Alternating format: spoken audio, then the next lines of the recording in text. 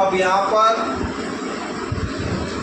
सबसे पहले जो मात्रक होते हैं, ये जो मात्रक होते हैं, ये मात्रक दो प्रकार के होते हैं। सबसे पहले है मूल मात्रक यानी कि ओरिजिनल। ध्यान रखना है, सबसे पहले इसमें जो चीज़ है याद रखने की, अब इसमें जो फिजिक्स वाला जो मामला है वो फिजिक्स थोड़ा मुश्किल सब्जेक्ट है उन दोनों की तुलना में, केमिस्ट्री और यहाँ बस अपने को जो चीज़ याद करनी है जो पेपरों में आता है अपन बस उसी के अकॉर्डिंग पढ़ेंगे, बस अब ज़्यादा इसमें डीप में नहीं जाएंगे क्योंकि आप लोगों को जो है इसमें दिक्कत होगी। तो सबसे पहले देखिए, अलग अलग देशों में मापन की अलग अलग पद्धतियाँ हैं। जैसे इंग्लैंड है, उसमें जैसे भार है उसको पौंड में नापा जाता है। पुराने ज़माने में हमारे यहाँ जो वज़न है उसको शेर में नापा जाता था। उसी तरह कोई और देश है उसकी अपनी मापन पद्धति थे। तो इस वजह से अलग अलग देशों की अलग अलग मापन पद्धतियाँ होने की वजह से उनके बीच में जो बिजनेस होता है, आजकल देश एक दूसरे से जुड़े हुए हैं, उनके बीच में बिजनेस होता है। तो बिजनेस होता है, उस बिजनेस में फिर दिक्कत आने लगी। इसलिए वैज्ञानिकों ने समझ लो या फिर बिजनेस वालों ने समझ लो कि एक मापन की एक सिस्टम, एक पद्धति विकसित की जिसको SI सिस्टम कहते हैं। ठीक है, इसका हिंदी का अर्थ होता है अंतर्राष्ट्रीय पद्धति, मात्रकों की अंतर्राष्ट्रीय पद्धति, जिसको कि SI सिस्टम कहते हैं। इसकी फुल फॉर्म अगर सिस्टम ऑफ इंटरनेशनल। ठीक है, तो ये मापन की अंतर्राष्ट्रीय पद्धति है। इस अंतर्राष्ट्रीय पद्धति में जो मापन है उसके केवल 7 मूल मात्रक हैं। कि यहाँ अब अंतर्राष्ट्रीय पद्धति में जब भी किन्हीं देशों में बिजनेस होगा या कोई भी और कोई काम है, स्टडी से रिलेटेड है, कुछ और चीज़ है, तो यहाँ पर मूल जो मात्रक है, ओरिजिनल जो मात्रक है, मूल मात्रक से मतलब ओरिजिनल, वो जो मात्रक है या जिसको SI मात्रक कहते हैं, SI सिस्टम में जो मात्रक है वो 7 हैं। और वो 7 कौन कौन से हैं? सबसे पहले किसी भी चीज़ की जो लंबाई है वो लंबाई किस में नापी जाएगी? मीटर में। हालांकि और भी लंबाई की यूनिट्स है, लेकिन लंबाई को सिर्फ मीटर में नापा जाएगा SI पद्धति में। ध्यान रखना, मूल मात्रक लंबाई का कौन सा है? मीटर है। ठीक है, उसी तरह द्रव्यमान का क्या है? किलोग्राम। जब द्रव्यमान है, इस द्रव्यमान को इसमें नापा जाएगा किलोग्राम। इसके बाद समय को सेकंड के अंदर। ठीक है, बहुत सारी क्रियाएं हैं वो बहुत जल्दी से हो जाती है, कम टाइमिंग में हो जाती है।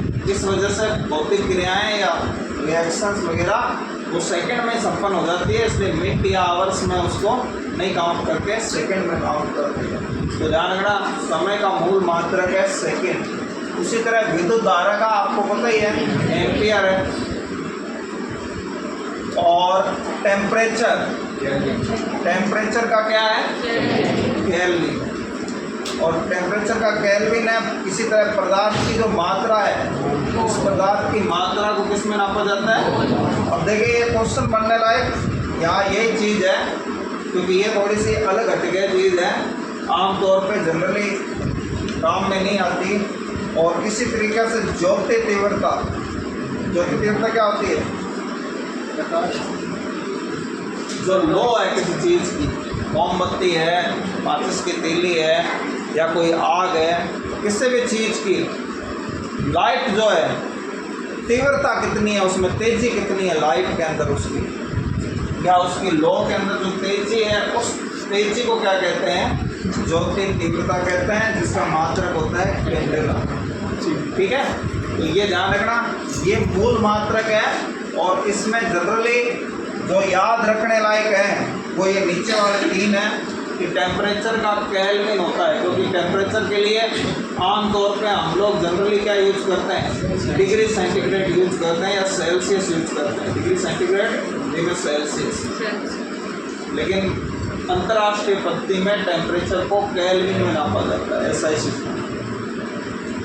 पदार्थ की मात्रा इसको मोल में नापा जाता है, और ज्योति तीव्रता है उसको कैंडेला में नापा जाता है।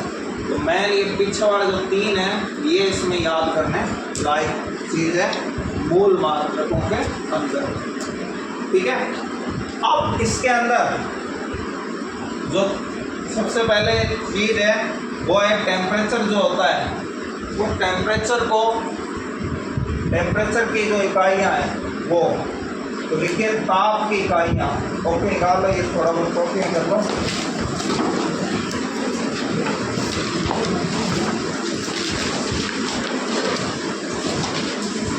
इकाइयों को एक दूसरे में जो बदलने का जो है वो एक दूसरे में बदलने के लिए हमें ध्यान होना चाहिए कि कौन सी इकाई कितना बदलती है। इस तरह के भी क्वेश्चन आ सकते हैं। तो आपको पता है ताप की जो इकाइयाँ हैं वो प्रमुख रूप से 3 हैं। पहली ये केल्विन ही होगी जो मूल है, दूसरी जो डिग्री सेल्सियस या फिर सेंटीग्रेड, ये सेंटीग्रेड इंग्लिश वर्ड है और सेल्सियस हिंदी में बोलते हैं, ध्यान रखना, अलग अलग चीज़ नहीं है। तीसरा है फ़ारेनहाइट,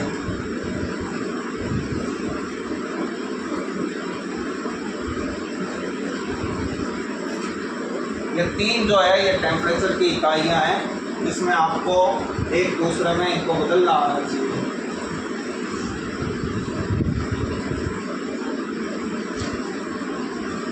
अब देखिए केल्विन जो है वो ज़्यादा होता है, छोटी इकाई है, और डिग्री सेंटीग्रेड है वो बड़ी इकाई है। तो सबसे पहले लिखिए केल्विन में डिग्री सेंटीग्रेड में संबंध, केल्विन में डिग्री सेंटीग्रेड में संबंध।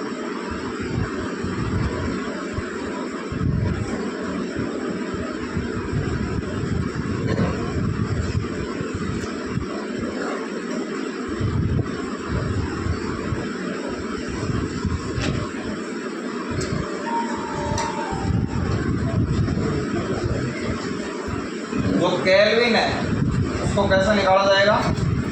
केल्विन जो है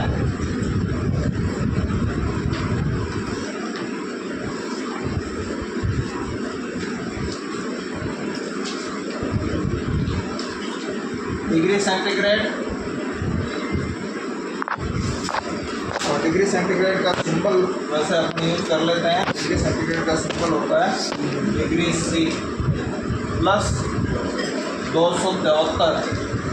जनरली तो 273 है, और पूरी शुद्धता से लिखना चाहें तो क्या होता है 273.15। बिल्कुल सिंपल सी बात है ये कि केल्विन जो है वो डिग्री सेंटीग्रेड में 273.15 जोड़ने पर डिग्री सेंटीग्रेड प्राप्त होती है, केल्विन प्राप्त होता है। डिग्री सेंटीग्रेड में 273 या फिर पूरा मान की बात करें तो 273.15, ठीक है। बस इसमें कुछ नहीं है, 4-5 एक सवाल कर लो। लिखे ताप की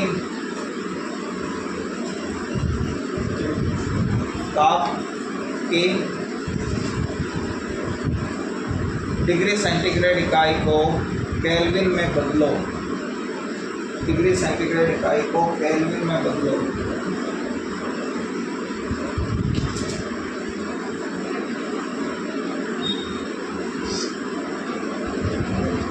जैसे ही आपको दे दें तो 25 डिग्री सेंटीग्रेड, हम कुछ चीज़ों की बात कर लेते हैं जो महत्वपूर्ण है। 100 डिग्री सेंटीग्रेड जो पानी का क्वथनांक होता है,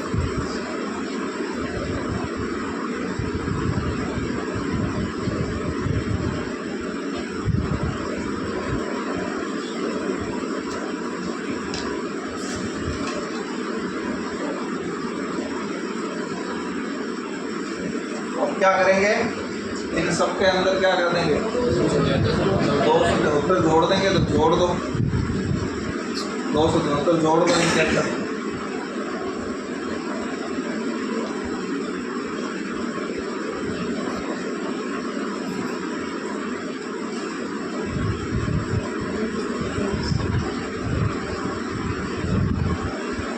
और मान लो किसी को नहीं आता है तो उस केस में अब इसका उल्टा कि केल्विन को डिग्री सेंटीग्रेड में बदलो, तो लिख लें क्वेश्चन केल्विन को निम्न केल्विन इकाइयों को डिग्री सेंटीग्रेड में बदलो।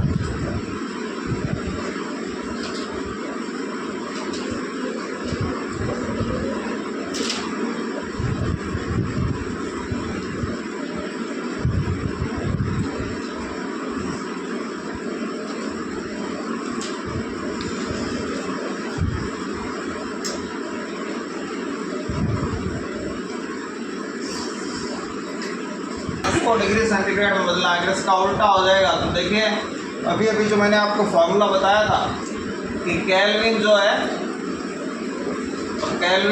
इसको के से व्यक्त करते हैं, बराबर क्या लिखा था, डिग्री सेंटीग्रेड प्लस 273।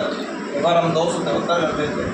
अगर ये उल्टा हो गया, डिग्री सेंटीग्रेड निकालना है, प्लस का 273 इधर आ जाएगा माइनस, यानी कि केल्विन माइनस 273। ये फार्मूला आप बाद में लिखना, पहले आप सवाल लिख लें। जैसे 400 केल्विन, अच्छा केल्विन में डिग्री नहीं होती, ध्यान रखना, इसको सिर्फ ऐसे लिखा 400 केल्विन लिख लें। ये पहला 4 सवाल, बस ज़्यादा की ज़रूरत नहीं है। 300 केल्विन,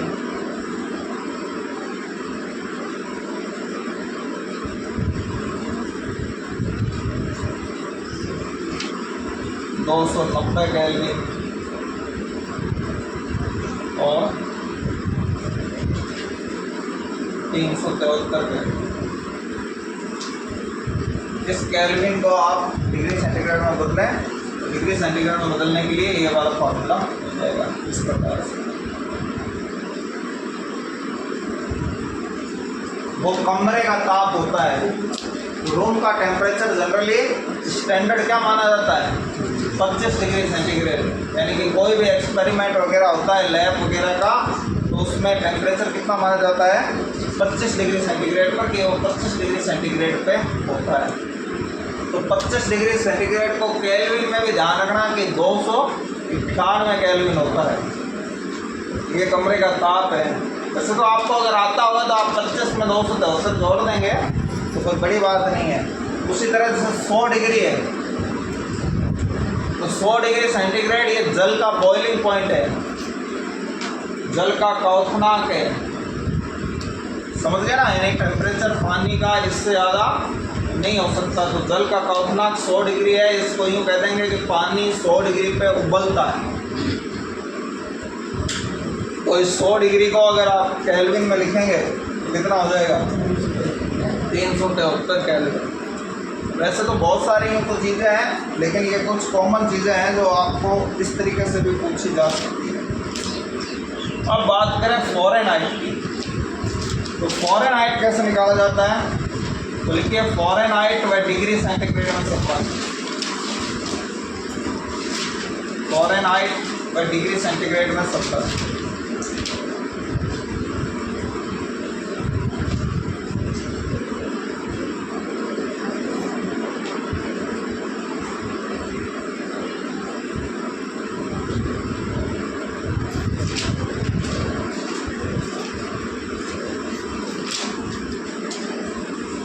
तो फ़ारेनहाइट निकाला जाता है 9/5 इंटू डिग्री सेंटीग्रेड है। डिग्री सेंटीग्रेड की जो भी वैल्यू है +32। जैसे मान लीजिए कि इसको भी चलो क्वेश्चन बना के लिख लो कि निम्न डिग्री सेंटीग्रेड ताप को फ़ारेनहाइट में बदलो। निम्न डिग्री सेंटीग्रेड ताप को फ़ारेनहाइट में बदलो।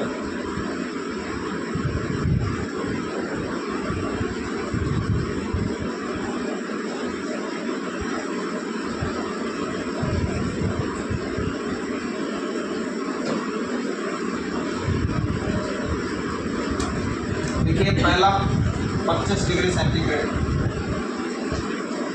37 डिग्री सेंटीग्रेड, 100 डिग्री सेंटीग्रेड,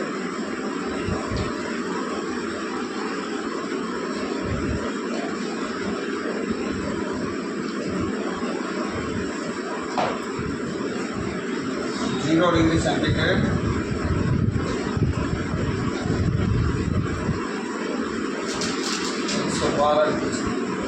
पाँचों उतार हुए बाद में वापस बताता हूँ।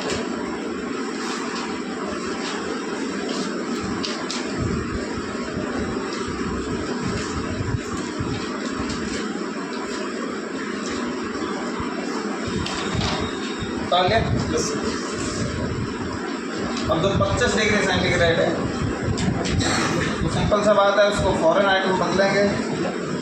तो फ़ारेनहाइट टेम्परेचर बराबर 9/5 इंटू 25 प्लस 35। तो पहले इसको सॉल्व करना है, इसलिए मैंने यहाँ ब्रैकेट लगाया।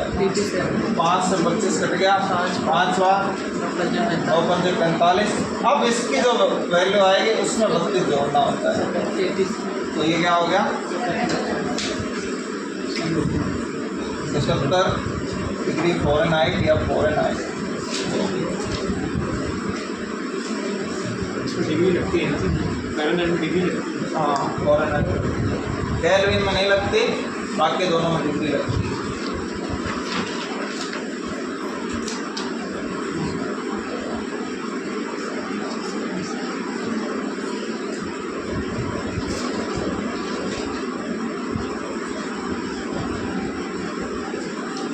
अब जनरली देखिए जो मेडिकल है, मेडिकल लाइन में टेम्परेचर को फ़ारेनहाइट में नापा जाता है। जो आप लोगों ने सुना होगा कि जो बुखार है, जिसको बुखार हो गया इतना, तो देखिए ये जो सेकंड नंबर मैंने दिया है 37 डिग्री, ये हमारे शरीर का टेम्परेचर होता है 37 डिग्री सेंटीग्रेड।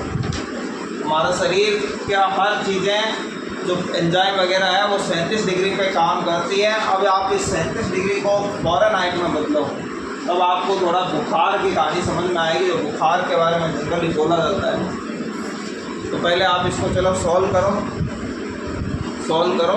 6। तो ध्यान रखना जो बुखार में ये जो बोला जाता है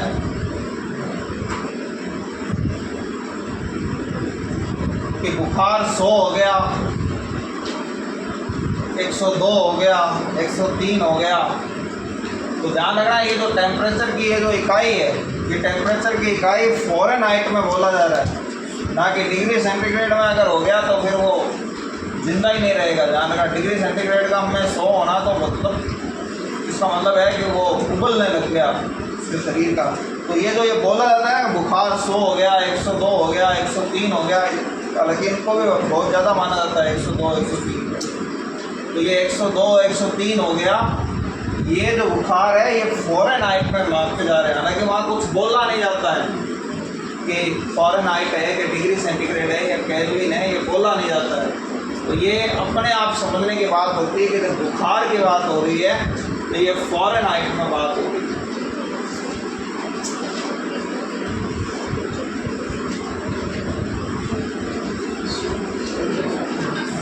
बाकी भी आप कैलकुलेट कर लें।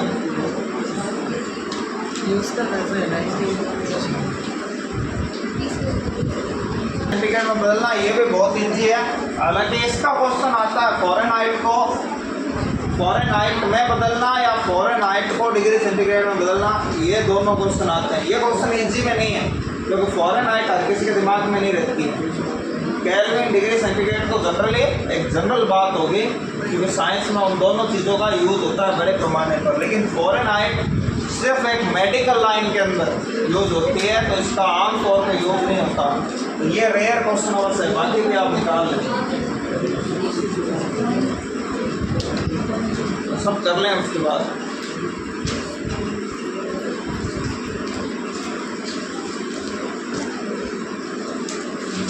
अब देखिए इसका दूसरा तरीका, लिखिए निम्न फ़ारेनहाइट इकाइयों को डिग्री सेंटीग्रेड में बदलिए। निम्न फ़ारेनहाइट इकाइयों को डिग्री सेंटीग्रेड में बदलें।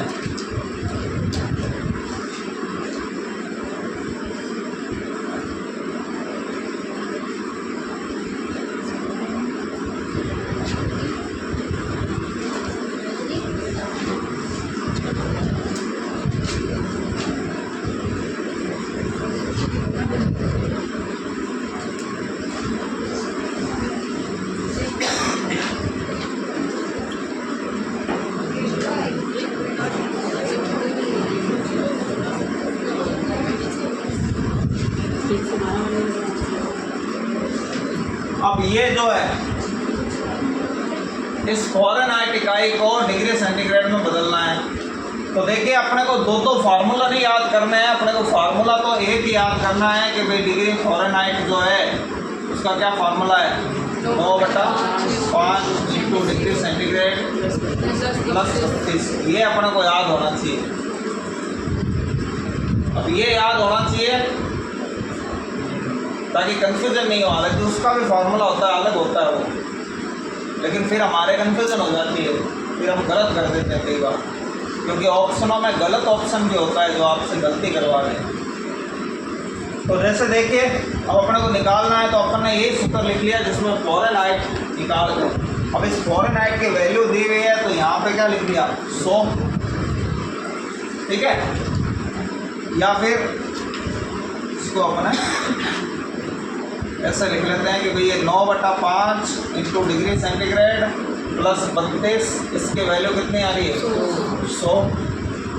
अब ये प्लस का 32 उधर भेज देंगे, तो 100 माइनस 32। हालांकि इसका भी अलग से फार्मूला होता है, लेकिन अपने को फिर दो फार्मूलों के चक्कर में कई बार कंफ्यूजन हो जाता है कि ये उसका था या वो उसका था, इसलिए अपने को इसी तरीके से ध्यान में रखना है। तो ये क्या हो गया 9/5 डिग्री सेंटीग्रेड 68। अब जो है ये डिग्री सेंटीग्रेड निकालना हो तो इसको तिरछी गुणा से इधर भेज देंगे। 5 को 68 के गुणा में चला जाएगा और 9 भाग में चला जाएगा। ये आप कर देंगे तो इससे निकल जाएगा, ठीक है, माना जाता है। तो ये भी आप लोग जान लेना कि ये 103 है, ये डिग्री सेंटीग्रेड में कितना होगा। जब आप इस तरीके से कर लेंगे तो आपको पता चल जाएगा कि ये डिग्री सेंटीग्रेड में कितना होगा। इसको कैलकुलेट कर लेंगे आप, तो डिग्री सेंटीग्रेड में आ जाएगा।